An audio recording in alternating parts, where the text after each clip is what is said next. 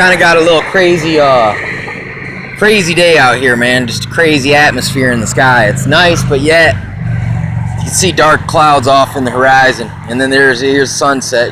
It's dark. The sun ain't all the way down yet. You still got about 45 minutes. You know what I'm saying? The sun.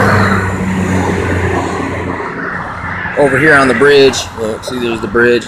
That's way down there. Let me see if I can find something. Here we go. Look. Here's a little gauge. Let's see. Let's watch it.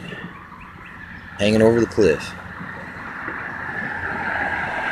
Still going. Ooh, I need to sit down there and have someone stand up here and drop things down like this. Look. And I need to stand down there. And then you try to hit it twice before it hits the ground.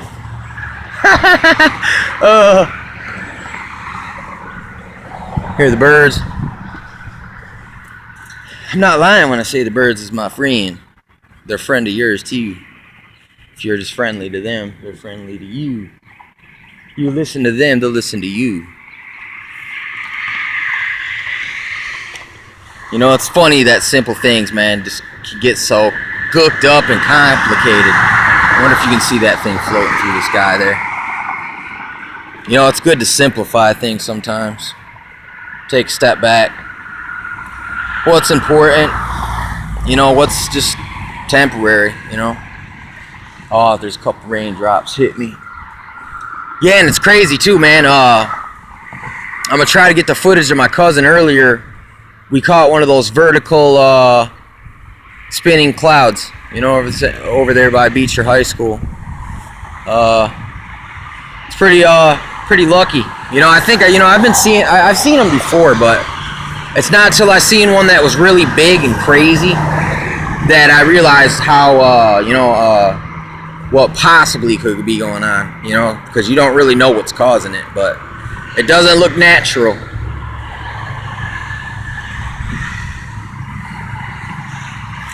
Yeah, I was hoping I'd see something a little more cooler.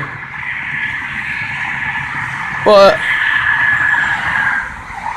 I've already caught, you know, a lot of different little things, so I know if I'm ready to go. It's kind of like storm chasers, you know, same thing with sky watching. You can say I'm in the Sky Watchers Club, you know what I'm saying, because I've tried to get the sun, the moon, birds in the sky, clouds in the sky, things at night, airplanes. I got lucky enough to catch an orb video, even though I don't know how good of a video it's not very great, it's not definitive, but the testimony on it and the light. See, these birds are going right by the sun. I don't know if this camera's strong enough to pick it up, but yeah. So I've caught try to get things in the daytime and the nighttime. I'm always out at night, giving the sky a nice look over, making sure I don't see any shooting stars, anything's out of place. Is there two moons in the sky, for instance? Because, I mean, you just never know. And then there's also, like, you know, hey, even the wise men that supposedly, you know, Jesus' birthday is marked it was marked by an astrological event. You know what I'm saying? So I'm sure other things are related to astrological things as well. But I'm not into astrology, which is prognosticating. That's using the planets and stuff and the stars to forecast future events. No, astronomy is way different. It's just, you know, patterns of the sun in the sky, and you may, through studying other people's work throughout time, because they do pass it on to other people, certain just patterns, so you know seasons and times, and you could also, and so prophetic events also can be forecasted through observation of the sky and the weather and other events, which, you know, so you can say I'm a sky watcher. I got a chemtrail, you know, a few times. I got a couple of these type of things where the sun's coming through the clouds. You know, I've got like, actually there should have been a rainbow or some kind of display over here. Whenever you get the sun and you see it beaming through clouds, you know it's so strong, but you know it's casting off something down on the opposite direction. That is forecasting the sky. You see the sun's blocked by rainy skies. Look behind it. If it's bright enough, you will see a rainbow. And I've been lucky enough to see a double rainbow. I tried to take a picture of it, but it was like before smartphones, and the pixel on the camera I was using was not very great.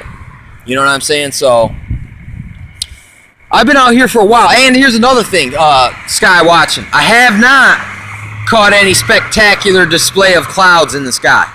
You know what I'm saying? Which would be kind of cool, you know, one of these days. But while I'm speaking about like things, I'm telling you, man, watch volcano clouds, or you can even see this phenomenon on 9/11 when it looked like demons in the smoke. Like, it really did look like demons. You don't even have to have too imaginative of a mind to see these things, or you don't have to stretch it very far. It's almost like blatantly over obvious. It's right there laughing in your face, like a true demon from hell, from the pits of hell, really would be laughing at you like especially if he's right there in your face and you couldn't see it.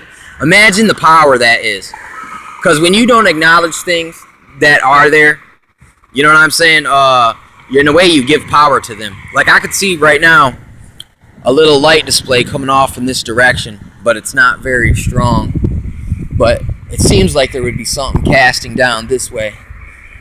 I mean, I'm not an expert on none of this stuff, but like I said, the more you do it, it's nothing you can learn overnight, but it's something you learn over long periods of time, and observation and just trial and error. And also the thing of it is when you see the times, like, listen, when you see the weather setting up for a situation like this, you got to recognize it. Go get your camera. You know what I'm saying? Go set up shop somewhere. It's kind of, sky watching isn't quite as dangerous and high demand as storm chasing, but sky watching is a little bit demanding.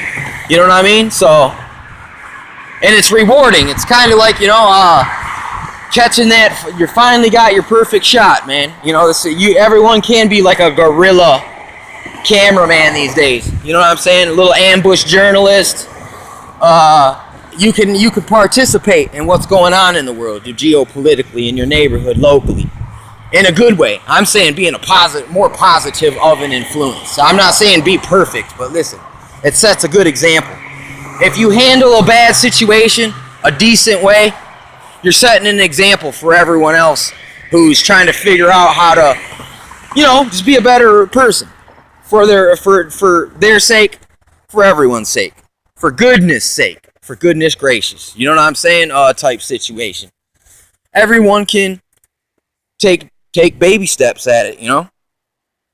And man, you know, but you just got to keep taking steps, man, and eventually you'll have, you know, a little bit of progress, which will allow you to even strive even better in getting more done, less wasting of striving, just less useless striving, and more striving towards some kind of achievable goal that's good.